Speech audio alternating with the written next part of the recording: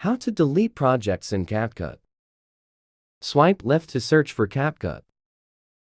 Tap once in the search field. Type CapCut. Tap CapCut. Existing projects are listed here.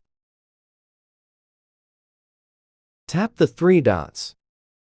Choose Delete from the list. Tap Delete once more.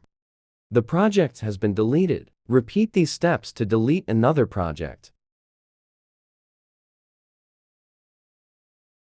Tap the plus sign to open a new project.